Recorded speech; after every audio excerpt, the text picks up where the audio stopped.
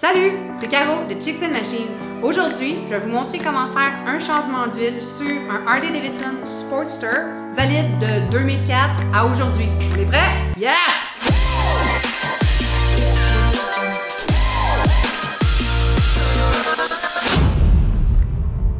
Première étape, choisir son huile.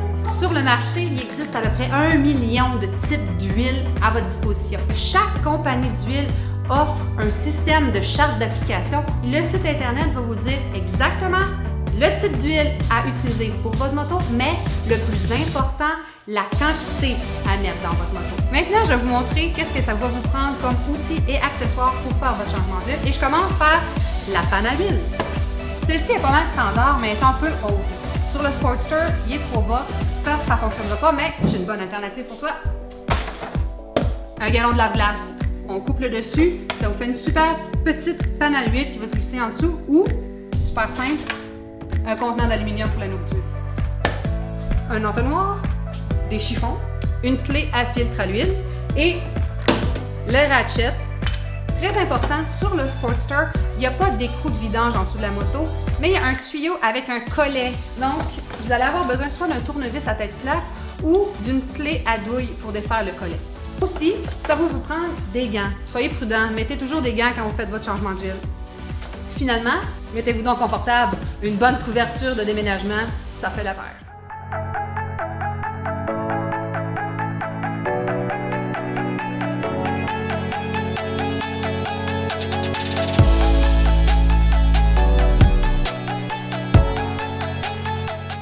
Avec la clé à douille, je desserre le collet et enlève le bouchon de vidange.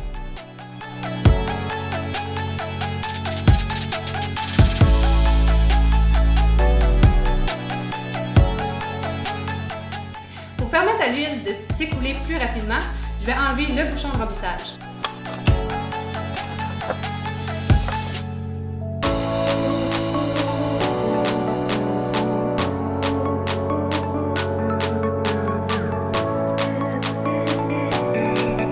Une fois que la vidange est terminée, on remet le bouchon et on visse le collet.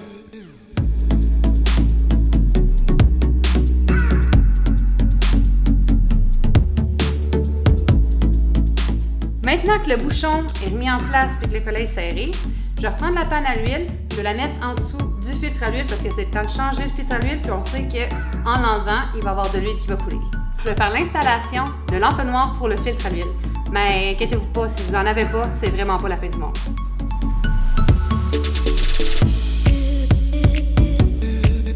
Avec la clé pour filtre à l'huile, c'est maintenant le moment d'enlever le filtre.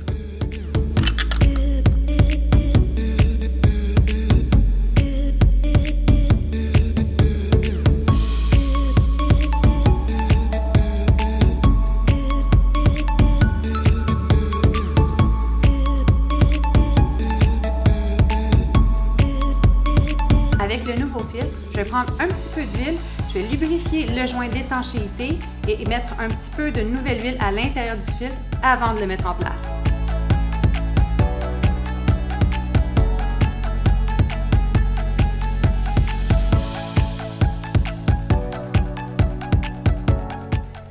L'important, c'est de le serrer à la main, puis pas besoin de le serrer en fou.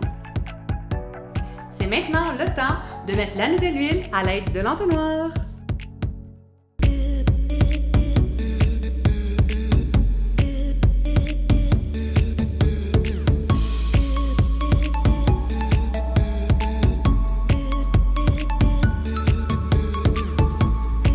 Maintenant, on va démarrer la moto, la faire tourner environ 5 minutes, le temps à l'huile de se réchauffer pour qu'elle aille partout dans le moteur. Et par la suite, avec la jauge à l'huile, on va vérifier si on a le bon niveau d'huile dans la moto.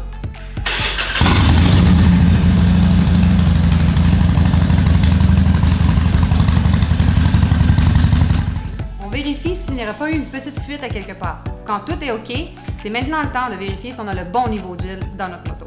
Par contre, il faut savoir que pour certaines motos, on vérifie le niveau d'huile en position sur la béquille ou en position droite. Bon, mais pour moi, c'est terminé. Donc, dernière étape cruciale, vos huiles usées, important d'aller les porter dans un dépôt autorisé. Si vous avez aimé notre vidéo, likez, partagez, commentez, mais surtout, abonnez-vous à notre chaîne YouTube. Pour ma part, c'est terminé. On se revoit dans une autre vidéo. Bye!